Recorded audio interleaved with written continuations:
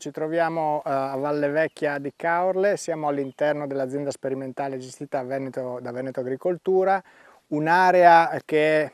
soggetta a diversi progetti europei, uno di questi è il Grevislin. Il Grevislin è un progetto transfrontaliero tra Italia e Slovenia che interessa diverse aree del Veneto, del Friuli Venezia Giulia e della Slovenia e che ha diversi obiettivi. Uno degli obiettivi del Grevislin è comprendere come le attività agricole possano interferire con la qualità delle acque, sia del reticolo idrico principale, quindi grandi fiumi come l'Isonzo, il Livenza per il Veneto, ma anche il reticolo idrico minore, ossia il reticolo idrico sotteso alle campagne. Queste sono zone indicate per comprendere come le lavorazioni dei campi, i prodotti usati, la gestione della struttura della campagna può interferire o meno con la qualità delle acque.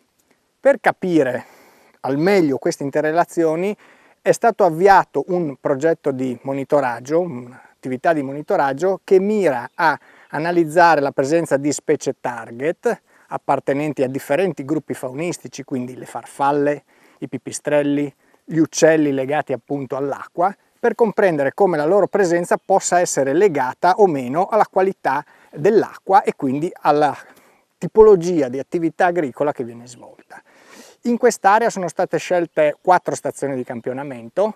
in relazione alle attività agricole che si svolgono intorno, ossia sono stati scelti fossi che drenano aree a minime lavorazioni, fossi che drenano aree con lavorazioni molto più intense e ambiti idrici che drenano zone più tranquille con una struttura agricola, una struttura del paesaggio diversa con presenza di siepi e prati. All'interno di questi fossi, di questi corsi d'acqua noi andiamo a monitorare periodicamente, le attività sono iniziate in febbraio, i pipistrelli, l'attività dei pipistrelli in caccia, la presenza di uccelli sia nidificanti ma sia anche in attività trofica, la presenza di anfibi e rettili che sono forse le specie più connesse con questo sistema, gli anfibi in particolare ma anche i rettili, per esempio la natrice tessellata o la testuggine palustre europea, e infine anche le farfalle che se non legate direttamente all'acqua in sé ma sono legate alla presenza e alla condizione della fascia perifluviale che si sviluppa lungo questi canali. Quello che ci aspettiamo di avere è una serie di indicatori o di presenza, ricchezza specifica, densità di queste specie target per comprendere poi come questi si relazionino con i dati qualitativi che abbiamo sulla conduzione della campagna circostante. Questa è un'attività sperimentale, sono indicatori che finora non sono mai stati usati e questo è anche un po' l'elemento diciamo in più che porta a questo progetto, cioè provare a individuare anche nuovi indicatori per comprendere se esistono altre specie che sono sensibili appunto all'attività agricola. Ulteriore scopo del progetto è quello poi di trovare delle linee guida, di dare delle indicazioni di tipo gestionale su come questi fossi, queste capezzanie e la campagna circostante può essere utilizzata nel migliore dei modi per garantire appunto una elevata biodiversità. Questo, in quanto azienda, questo sito, questo luogo, in quanto azienda sperimentale, si presta nel migliore dei modi perché c'è un controllo capillare, una capacità di applicare nuove tecnologie nell'agricoltura e allo stesso tempo, essendo anche un sito Natura 2000, c'è una particolare attenzione, un'esigenza di attenzione alla conservazione di habitat e specie e quindi quest'area di progetto proprio si colloca a dovere nell'ambito del progetto Grevislin. Tra le cose carine che sono venute fuori durante le attività di monitoraggio appunto c'è la presenza di alcune specie, in particolare alcune specie di uccelli che sono state trovate sia in attività di ricerca del cibo ma anche in nidificazione ma anche durante le migrazioni. Una specie interessante, che è una specie di direttiva, è la schiribilla, nome strano, un uccello sconosciuto ai più, è una piccola gallinella d'acqua molto mimetica, difficile da vedere, che frequenta le aree di Valle Vecchia ma non era mai stata rilevata nei canali e questa è presente in canale in una zona di monitoraggio caratterizzata da un'agricoltura meno impattante. Interessante anche la distribuzione delle farfalle che sono legate sì alla qualità della fascia perifluviale ma anche alle lavorazioni del terreno, ossia dove c'è meno lavorazione compaiono anche altre specie magari non di interesse agricolo ma che danno nutrimento o ai bruchi o da un punto di vista, diciamo, agli adulti, no? Piante da fiore, quindi c'è stata questa prima associazione di specie di farfalle con le lavorazioni del terreno. E per quanto riguarda i pipistrelli sembra, appunto sono ancora dati preliminari da concludere, che ci sia una prevalente associazione alla presenza di elementi lineari come siepi o bordure arbustive al margine dei fossi, questi perché gli garantiscano sicuramente anche una maggior copertura e sicurezza nei confronti dei predatori. Quindi in questo senso abbiamo già qualche prima indicazione, i monitoraggi li concluderemo alla fine dell'anno e quindi l'anno prossimo contiamo di avere questi risultati che siano presentabili e spendibili proprio per individuare quelle che sono le pratiche agricole migliori per un'adeguata conservazione della biodiversità. Come anticipato da Matteo De Luca, a Valle Vecchia si sposano perfettamente tutte le pratiche di innovazione tecnologica in agricoltura e una ricchezza di biodiversità dovuta alla ricchezza di ecosistemi presenti. Il progetto Grevisling ha voluto puntare molto anche sulla parte comunicativa e didattica per presentare